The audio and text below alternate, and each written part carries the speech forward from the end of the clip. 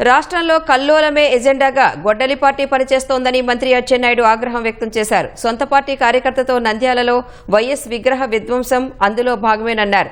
జనం చీకొట్టినా తీరు మార్చుకొని వైసీపీ అరాచక స్వభావాన్ని జనంలోకి తీసుకువెళ్లాలని కూటమి కార్యకర్తలకు పిలుపునిచ్చారు.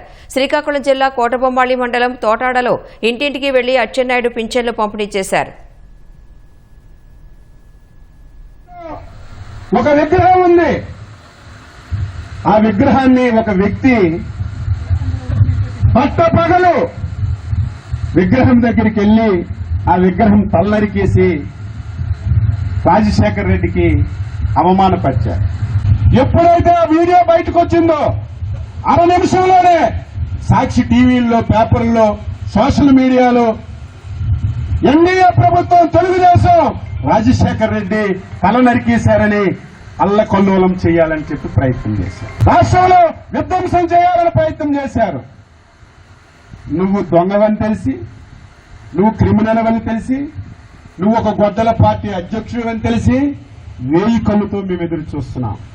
వెంటనే పోలీసులు రంగంలో దిగారు. ఆయన అక్కడ ఉన్నటువంటి మాజీ ఎమ్మెల్యే రవికి ముఖ్యమైనటువంటి అనుసరుడు, పక్కా వైసీపీ కార్యకర్త. ఆయన వెళ్లి రాజశేఖర్ రెడ్డి తల నరికేశారు. వాస్తవాలు బయటకు ఇచ్చాం. ప్రజలకు తెలిసిపోయింది వీళ్ళు గొడ్డల పార్టీ అంటే ఇదే, సైకో పార్టీ అంటే ఇదే. వాళ్ళ తల్ల వాళ్ళే నరుక్కొని మన మీద పెట్టి మనకి ఇబ్బంది పెడతారు.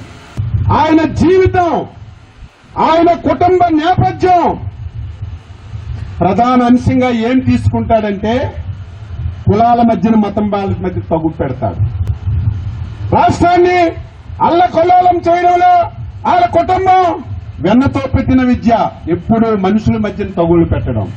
ఒకసారి ప్రజలు చీకొడితే, చేతికరిస్తే కొంతైనా మార్పు రావాలి కదా. మళ్లీ అదే కుయ్యంతులు, అదే కుతంత్రాలు మళ్లీ కొనసాగిస్తున్నాడు. అందుకే గ్రామ గ్రామానికి తిరిగి వాస్తవాలు ప్రజలకు చెప్పి గొడ్డల పార్టీని సమాధి జరిగే వరకు, భూస్థాపితమయ్యే వరకు ప్రతి ఒక్కరం కాలికి గద్ద కట్టుకొని వాస్తవాలే మనం చెప్తామని చెప్పి తెలియజేస్తున్నాం.